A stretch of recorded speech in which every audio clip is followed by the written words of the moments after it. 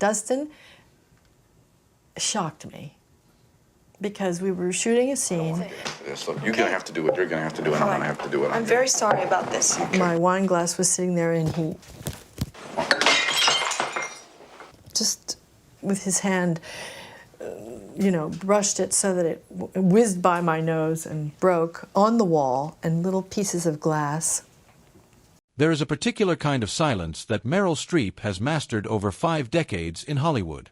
Not the silence of someone with nothing to say, but the silence of someone who has chosen, carefully and deliberately, to say nothing at all.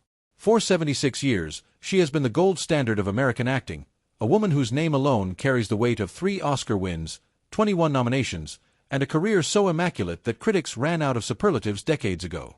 She smiled through ceremonies. She embraced co-stars on red carpets. She gave interviews that were warm, witty, and carefully controlled. Hollywood believed she had no enemies. Hollywood was wrong. Because behind the gracious public face, behind the perfectly measured quotes and the diplomatic non-answers, Meryl Streep was carrying something. Names. Memories.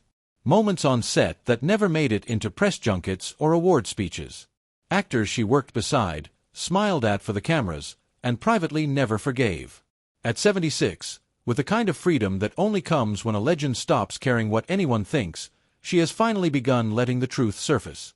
And what has emerged is not a simple list of professional disagreements. It is a window into the soul of a woman who believed in acting as a sacred discipline, and who found herself, again and again, sharing a set with men and women who did not share that belief. What follows are 6 of those stories. 6 names. 6 clashes. And a lifetime of silence finally broken. The story that shook people most was not the one involving the biggest name or the longest feud. It was the one that happened earliest, and the one that left the deepest mark. When Meryl Streep and Dustin Hoffman were cast together in Kramer vs. Kramer in 1979, the industry buzzed with anticipation. 2 serious actors, both rooted in the method tradition, both committed to emotional truth. Director Robert Benton believed he had assembled something extraordinary. What he got was something far more complicated. Streep had always believed that the space between 2 actors on set was sacred ground. That whatever happened in a scene had to be built on trust, on consent, on a mutual understanding that the work, however raw, was work. Hoffman believed something entirely different. He was a practitioner of chaos, a man who genuinely thought that real emotion could only be extracted through real disruption. He didn't want his co-stars to feel safe. He wanted them to feel something. And on the set of Kramer vs. Kramer, he acted on that belief in a way Streep never forgot. During the filming of a particularly tense scene, Hoffman slapped her across the face. Without warning. Without discussion. Without any agreement that this was coming. It was not in the script. It had not been rehearsed. It simply happened, and the sound of it echoed across a set that went immediately and completely silent. Streep did not shout. She did not cry. By all accounts, she went very still, the kind of stillness that is far more frightening than anger. Later, she would describe the moment with the same precision she brought to every role. It was a violation, she said. Not acting. Not collaboration. A violation. That word, chosen with deliberate care by a woman who chooses every word deliberately, said everything. They won Oscars that year, both of them. The film was celebrated as a masterpiece. But between the 2 actors at its center, something had been permanently broken, and it was never repaired. Meryl Streep's preparation for Sophie's Choice in 1982 was, by any measure, one of the most extraordinary acts of dedication in the history of American cinema. She spent months studying Holocaust survivor testimonies. She worked with dialect coaches until her Polish and German were not merely convincing but genuinely authentic. She did not learn the accents because a director asked her to. She learned them because she believed that Sophie's fractured voice was the most honest expression of Sophie's fractured soul. The accent was not decoration. It was biography. Kevin Kline did not see it that way. Where Streep excavated, Kline improvised. Where she prepared for months, he trusted the moment. He was brilliant in his own right, a stage-trained actor with enormous natural gifts, and he was not wrong to have confidence in his instincts. But his instincts led him, during a rehearsal that became infamous among the crew, to stop and ask Streep a question she never forgave him for. He wanted to know, in a tone that suggested genuine puzzlement rather than malice, whether the audience would really care more about her vowel sounds than what Sophie was feeling. To him, it was a practical question. To Streep, it was a dismissal of everything she had spent months building. Sophie's voice was what Sophie was feeling. The two things were not separate. They were the same. The divide that opened in that rehearsal room never closed. Streep remained professional throughout production, as she always did, because professionalism was non-negotiable for her regardless of personal feeling. But warmth was something she gave on her own terms, and after that day, she withheld it completely. Over the decades that followed, multiple projects were proposed that would have reunited them. Industry insiders say Streep quietly declined every one. There were no dramatic refusals, no public statements. Just a firm and consistent absence of yes. Not every clash Meryl Streep experienced was born in violation or contempt. Some grew from something more mundane but no less irreconcilable, a fundamental difference in what acting was supposed to be. When she and Alec Baldwin were cast together in Nancy Meyers' It's Complicated in 2009, there was every reason to expect the collaboration would be smooth. A romantic comedy, a light script, two seasoned professionals. Instead, what developed was one of the quietest creative wars of Streep's later career. Baldwin's approach to acting was built on spontaneity. He believed the best performances happened in the moment, that rehearsed choices became dead choices, and that authenticity came from surprise rather than preparation. He rewrote lines mid-scene. He shifted rhythms without warning. He followed his instincts wherever they led, and he was, by any objective measure, very good at it.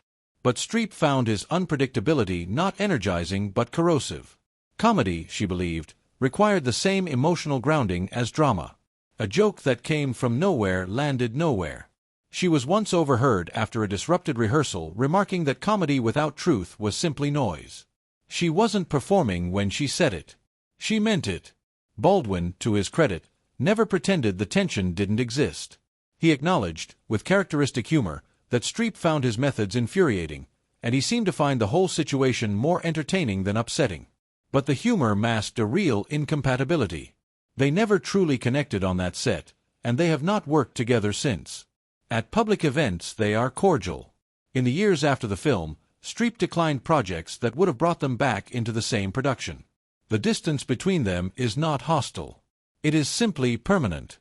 Of all the names Meryl Streep carried quietly through the decades, Jack Nicholson may be the most significant, not because of any single incident but because of what their non-collaboration represented. 4 years, studios dreamed of pairing them.